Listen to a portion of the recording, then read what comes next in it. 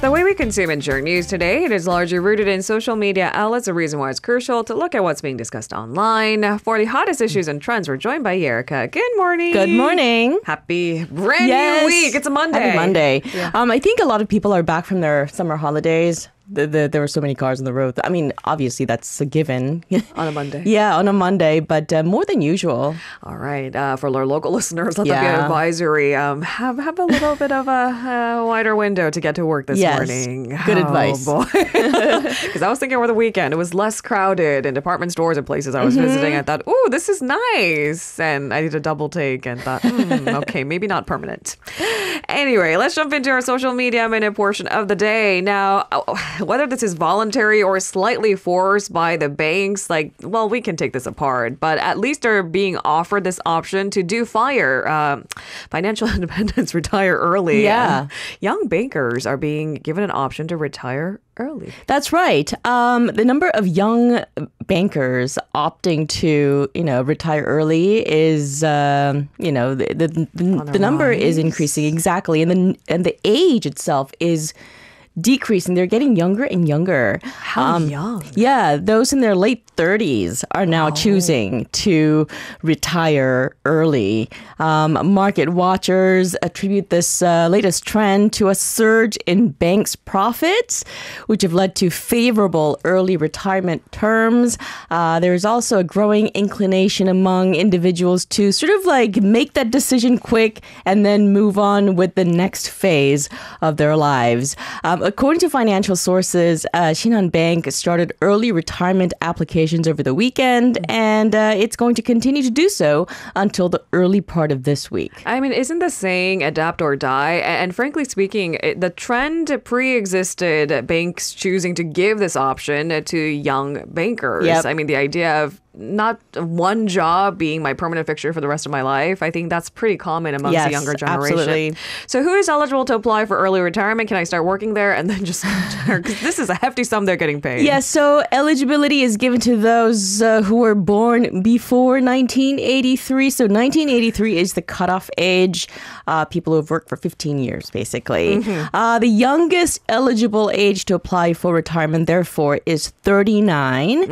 And the age is the lowest since Shinhan Bank introduced its voluntary retirement program. Now, this early retirement program, not too long ago, in January, set 1978 as the cutoff birth year, which means that the age criterion has gone down by 5 years in just over 7 months. Look at that, a shift in trends. Banks offering voluntary retirement programs to younger employees. I mean, there must be a number of different reasons why it's happening. One might say maybe it's because of digitalization. They need less bankers. It requires downsizing of offline branches. That's right.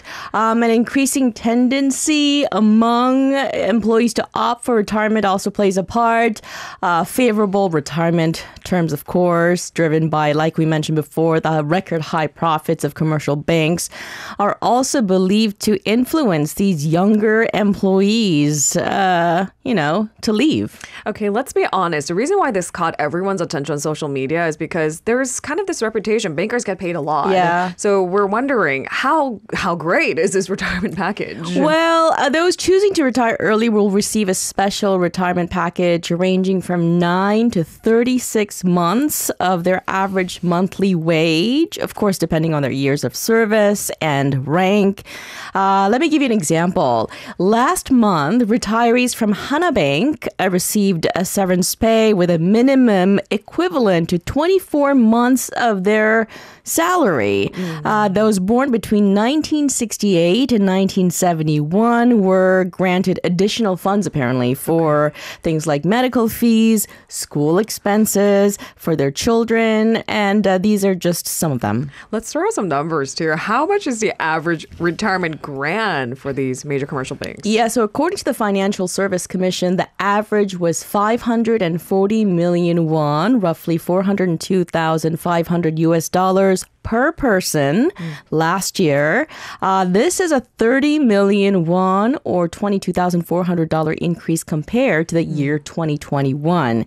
Now, over a 2-month period between the end of last year and the beginning of this year, a total of 2,222 employees left the bank. I mean, from our previous generation, Yeah. this would be shocking. It's unthinkable. Because there are certain jobs you're supposed to stick with for the rest of your life. I think That's right.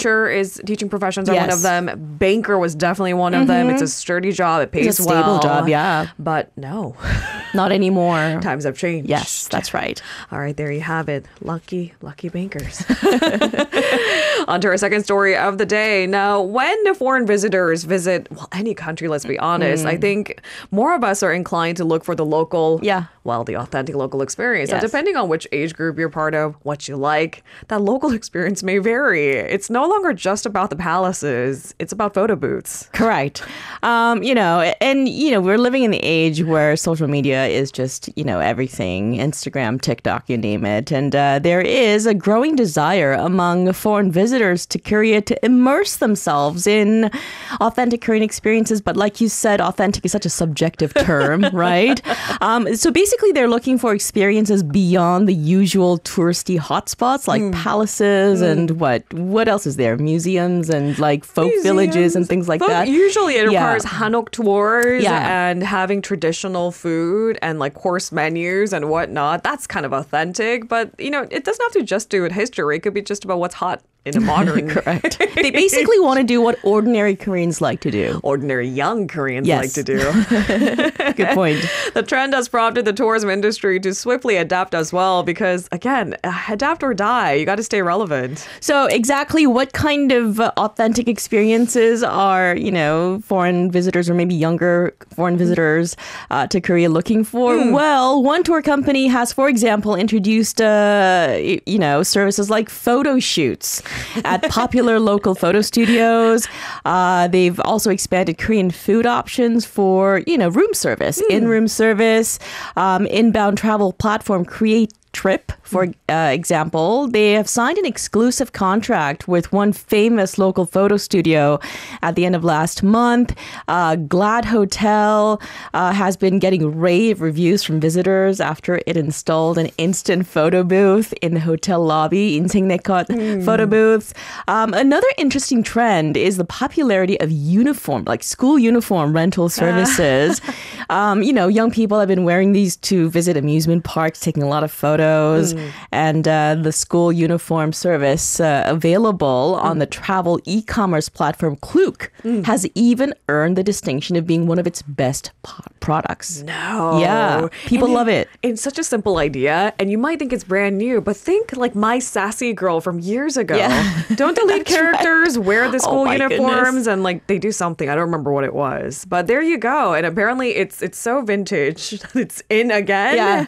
And apparently just like the locals, foreign visitors want to give school uniforms a go. They're Did no you- longer renting just hanbok to Erica, visit palaces Did you anymore. ever wear school uniforms? I did. I went to school here for a few years. and Did of course, you like it? I mean, it was convenient. I didn't have to think about what I'm going to wear every Because morning I woke all up. I remember is because I was going to school in California, but my school had school uniform, and I thought it was most peculiar. Right. Only after I graduated, I started appreciating it. It's ironic that we're going to go back. You know what? I've actually worn school uniforms in other parts of the world. I wore school uniforms in New Zealand, for example. See? Yeah. It's funny that we want to go back. Right. What else is popular? What else is popular? Well, I mentioned foreigners back in the days used to want traditional Korean food like bibimbap and, bulgogi and whatnot. But these days they want to have delivery food like fried chicken and Korean style Chinese food, jjajangmyeon, jampong, things like that. Okay. Major luxury hotels have expanded their Korean food options in their room service menus to cater to foreign visitors. Signal Busan, for example, offers menus like japaguri, yangnyeom chicken, that. dalgona as part of its room service, and also its buffet menu. Apparently, the same items were served to a team of inspectors from the International Fair Organization back in April. Other five-star hotels have added, Korean dishes like tteokbokki, pork sam, like bossam sets to their room service menu as well. And the demand is really high. That tteokbokki better have truffle oiled and shaved truffles and gold specks. Just saying. Man, it probably cost about 40,000-50,000 won. won per order at least. Exactly. Yeah. I mean, that's what you expect at five-star hotels, but the course. poke is supposed to be street food. Yep. Thoughts? All right, before I let you go, Erica, I mean, this is a rather divisive topic, so we got to cover it. Korean Air is to weigh passengers on domestic and international flights. You heard that right. Not our baggage. They're going to weigh us. People, yeah. Korean Air says it's going to weigh passengers and their carry-on luggage when boarding domestic and international flights. In compliance with aviation laws, the airline plans to apply a weight standard with domestic passengers at Kimpo International Airport from August 28th, that is next Monday, to September 6th, and for international passengers at Incheon International Airport from September 8th to September 19th. They're going to collect this data and use it for safety operations. Okay, so here's a big question. Is it absolutely mandatory for all passengers to be weighed? No. Okay. That's why I wanted to talk about the story today. If you do not wish to be weighed for whatever reason, you can inform the staff at the time of boarding. Do you think most of us be inclined to say no thanks? I think a lot of people might be actually because, I mean, you know, your weight is your personal information. And if the scale is right there. Yeah, I'm not quite sure if who would be excited to step on it, you know? I don't even like it when I go to the gym and I have to weigh myself and there are people around me. So why would I want to do this? Everyone gets super conscious, self-conscious. So you can choose to say no. That's right. So it's not mandatory, but nonetheless, it's a divisive topic. Is there an industry standard for then passenger weights, and does every country have a difference? You know, the local standard is 81 kilograms for adult males and 69 kilograms for adult females. The U.S. Federal Aviation Administration recommends 88.4 kilograms for adult males and 70.3 kilograms for adult females. Okay, so there's some difference. Yeah. Then the big question is why? Why do airline companies measure passengers? So aircraft typically carry about 1% more fuel than necessary. So precise passenger weight measurements can reduce additional fuel consumption. So it's all about energy efficiency. It can potentially save around $1 billion annually. But I mean, just because you collect data, I'm not quite sure what you can do. Deter passengers or charge them extra for weighing more than the average or the standard? I'm not sure exactly how this process works, but yeah, it's again for safety reasons. For safety reasons, not all of us are required to be weighed, but it makes me feel slightly uncomfortable. Yeah, and where will the passengers be weighed? Our listeners might be curious. Well, they will have their weights measured along with their carry-on baggage in front of the gate right before boarding. Now, apparently other domestic airlines in Korea, including T-Way Air and Jeju Air, have also conducted weight measurements in the past, and this has to happen regularly, like every once in a few years. So my baggage and I go up on the same scale. Okay. That's right. All right, to each their own. For safety reasons, Yes. folks. Thank you so much, Erica. Pleasure. See you tomorrow. See you tomorrow.